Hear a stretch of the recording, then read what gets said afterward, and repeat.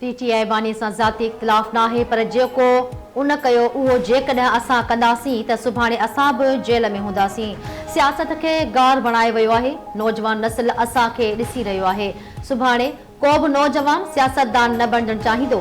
आइन जी बालादस्ती खां सवाइ पार्लियामेंट समेत को बि इदारो न हली सघंदो। असांखे पंहिंजूं ज़िम्मेवारियूं निभाइणियूं पवंदियूं। पाकिस्तान पीपल्स पार्टी जे चेयरमैन बिलावल भुट्टो ज़रदारी जो क़ौमी असेंबली में ख़िताब। बिलावल भुट्टो ज़रदारी चयो त पीटीआई पंहिंजे बानी जो केस ज़रूर विढ़े पर अवाम जी ख़िदमत ऐं भलाईअ लाइ ऐवान में पंहिंजो मुस्बत किरदार अदा करे।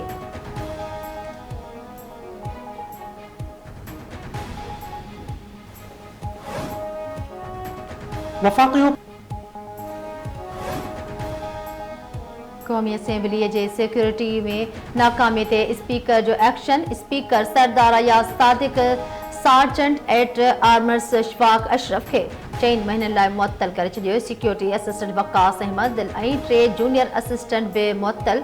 स्पीकर पार्लियामेंट जे अहाते मां पीटीआई मेंबरनि जी गिरफ़्तारियुनि वारे वाक़े जी जाच लाइ फैक्ट एंड फाइंडिंग कमेटी क़ाइमु कंदे जाच जो हुकुम ॾेई छॾियो। एडिशनल सेक्रेटरी कमेटी जो सरबराह हूंदो।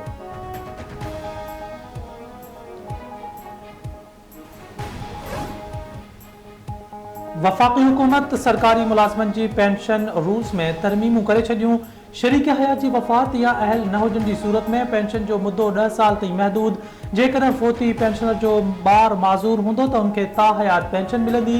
अहल ॿार जी सूरत में पेंशन 10 सालनि ताईं या ॿार जी उमिरि 21 साल ताईं मिलंदी। तरमीम तहत स्पेशल फैमिली मेंबर्स खे 25 सालनि ताईं पेंशन मिलंदी। फोर्स जी समूरनि रैंक्स लाइ पेंशन जी शरह में 50% वाध। 25 साल सर्विस खां पोइ रज़ाकाराना तौर रिटायरमेंट ते पेंशन मां कटौती थींदी।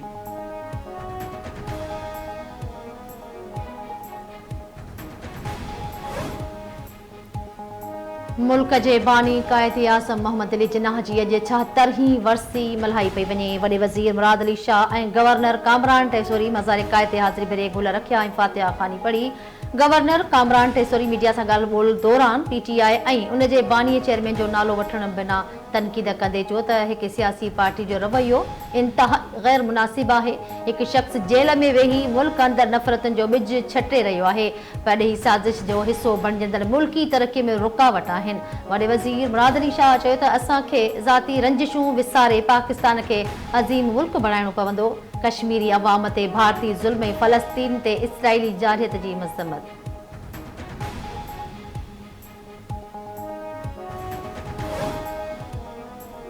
सिंध हाई कोर्ट गुम थियल शहरनि जी बाज़ियाबी लाइ जदीद टेक्नोलॉजी इस्तेमाल करण जी हिदायत करे छॾी।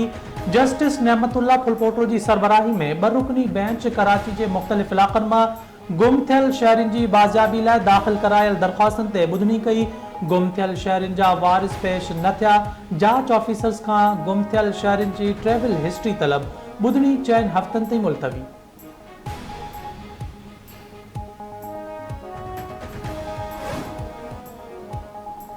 पेशावर हाई कोर्ट में जजनि जो अंग 20 मां वधाए 30 कयो वियो। सदर ममलिकत आसिफ अली ज़रदारी जजनि जो अंग वधाइण जी मंज़ूरी ॾेई छॾी। कानून ऐं इंसाफ़ वारी वज़ारत नोटिफिकेशन जारी करे छॾियो।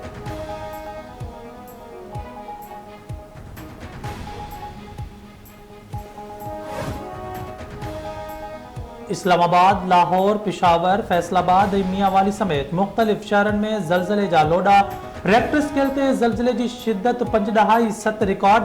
ज़लज़लो मापींदड़ मर्कज़ जो चवणु आहे त ज़लज़ले जो मर्कज़ डेरा गाज़ी खान वेझो शादीवाला वारो इलाक़ो हो ऐं उनाई 10 किलोमीटर हुई। डेरा इस्माइल खान, उत्तर वज़ीरिस्तान, पारा चिनार, कुर्रम, कर्क, टांक, सरगोदा, कोहाट, चिन्योट, खुशाब, तोसा शरीफ, जणावाला, राजनपुर, लोधना, रायविंड, शोरकोट, जलालपुर, भटिया ऐं हाफसाबाद में भी ज़लज़ले जा लोडा महसूस कया विया।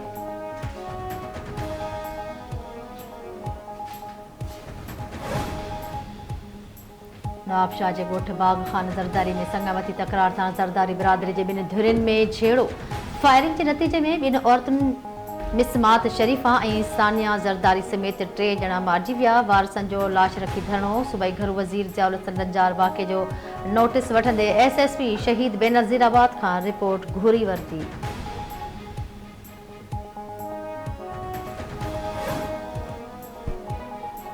कराची के इलाके पुराने गोलीमार में घट नाले में 8 साल के ॿारड़े हैदर जो लाश कढियो वियो। फोत थियल ॿार जी अमर जो चवणु आहे त मुबैना तौर एक ज़हनी मरीज़ औरतवार के घट नाले में उछलाए फरार थी वई हुई।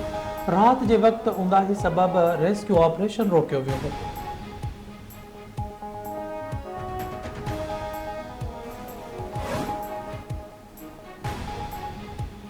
अमेरिका में सदारती इलेक्शन लाइ डेमोक्रेटिक उम्मीदवार कमिला हैरिस और रिपब्लिकन उम्मीदवार डोनाल्ड ट्रंप विच में पहिरियों सदारती बहस मुबाहिसो। कमिला हैरिस ट्रंप ते इल्ज़ाम हणींदे चयो त ट्रंप वटि अवाम न पर अमीरनि लाइ प्लान आहे। कामयाब थियो त प्रोजेक्ट 2025 लागू कंदो। डोनाल्ड ट्रंप वरी कमिला हैरिस ते तनक़ीद कंदे चयो त कमिला हैरिस सदर जो बाइडन खे कॉपी कंदी आहे, बट अवाम जी ख़ुशहाली जो को बि मंसूबो नाहे। कामयाब थी त अमेरिका खे तबाह करे छॾींदी।